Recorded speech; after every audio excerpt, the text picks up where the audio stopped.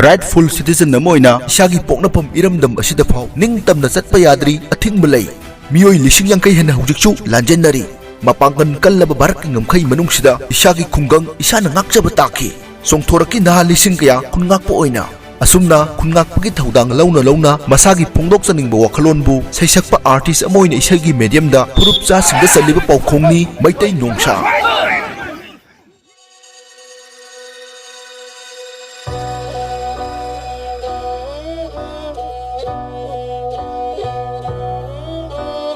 Maitai singli da jeli ba itel Maitai na holi ba nuksa so Maitai singli da jeli ba itel Maitai na holi ba nuksa so Maitai na malem da lairi makai Maitai na malem da lairi makai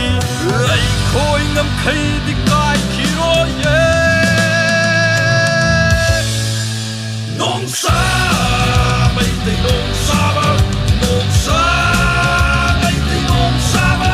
nongsa, Maitai nongsa ba, nongsa, Maitai nongsa ba.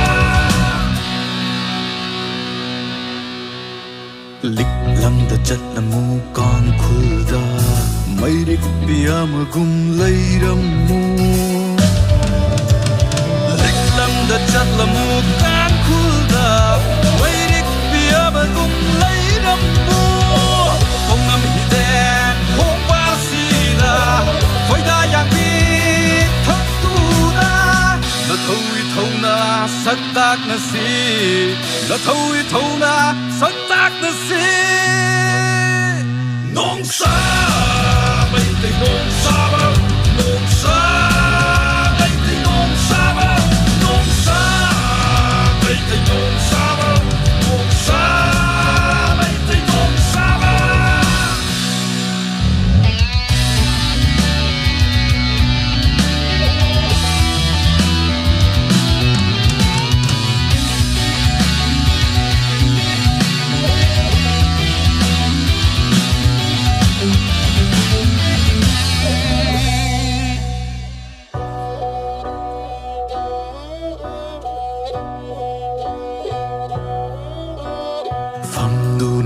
Jaramba ini Kami mai gun kana na chakali Fondu na lay jaramba ini Kami mai gun kana na chakali Hongabani na mai di se hongsikti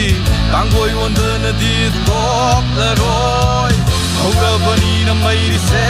hongsikti Tangoi wanda na di tok la roy